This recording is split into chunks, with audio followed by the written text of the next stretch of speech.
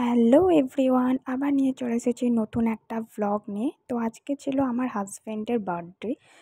তো আমরা ভেবেছিলাম যে রাত 12টার পর ওর জন্য কেক কাটা হবে, ওকে উইশ করব। তো এবার দেখতে পাচ্ছ ওকে ছোট ভাই তো পুরো ভূত করে দিচ্ছে স্নো দিয়ে, আর একটা ভাই তো পর্দা দিয়ে নিজেকে আড়াল করার চেষ্টা করছে, কিন্তু আনফর্চুনেটলি ও কিন্তু পুরো ভূত হয়ে গিয়েছিল, ছোট ভাইকে ভূতই করে দিয়েছিল শেষে।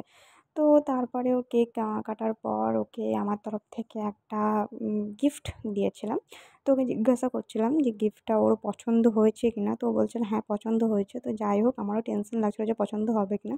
আর এই পাশেও ভূত হয়ে যাওয়ার পর ওকে একটু ক্রিমগুলো মুছেও নিতে হয়েছে। তারপরের দিন সকালবেলায় স্নান করে জলদি জলদি শাড়ি পরে নিয়েছিলাম, যতই হোক ওর বার্থডে, তো ভেবেছিলাম একটু ওর সাথে মন্দিরে যাব।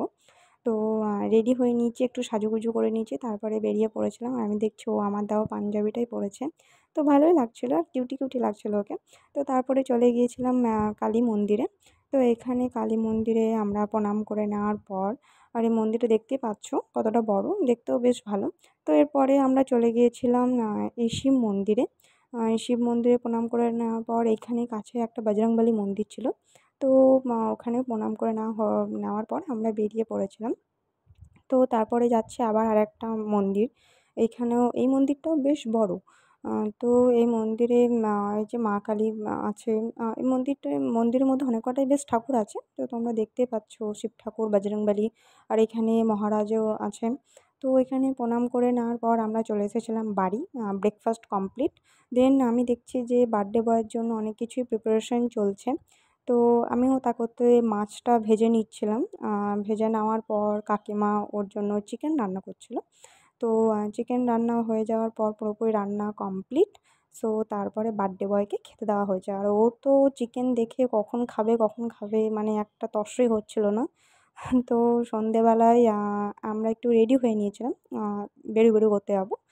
তো কাকিমাও রেডি হয়ে নিয়েছিল। এই পাশে চলে এসেছি প্রথমেই ওর দোকান, আর এই পাশে কাকিমা আমাকে ডাকছে বাইরে থেকে। তো চলে গিয়েছিলাম বিধাননগর, বিধাননগর মার্কেটে। তো আমাদের কিছু কেনাকাটা ছিল। তো এবার প্রথমেই চলে এসেছি কসমেটিক্সের দোকান। তো কসমেটিক্স কেনা কমপ্লিট। তো তারপরে আমরা চলে গিয়েছিলাম একটু ফুচকা খেতে। এখানে ফুচকা খেয়ে নেওয়ার পর একটু ওর জন্য চাট প্যাকিং করে নিয়েছিলাম। তো ওকে চাট দিতে এসেছি আমি, কাকিমা। আর এখানে দেখছি ও একটু গল্প করছে। তো আমরা চলে এসেছি ওর দোকানে। আর এখানে দেখছি ও চাটটা পেয়ে তো বেশ সোনার চাঁদ মুখ করে মতন খাচ্ছে একটা বড় স্মাইল দিয়ে, আর আমি ভিডিওটা করে নিচ্ছিলাম, একটু শ্যুট করে নিচ্ছিলাম। তারপরে আমরা ভাবলাম দুজন কপতি মিলে একটু জাস্ট ঘুরে আসি। তো আমরাও একটু ঘুরি নাকি। আর তোমরাও একটু ভিডিওটাকে প্লিজ লাইক কমেন্ট করে দিও। ততক্ষণে তোমরা সবাই ভালো থাকো, দেখা হবে আমার নেক্সট ব্লগে। Bye bye.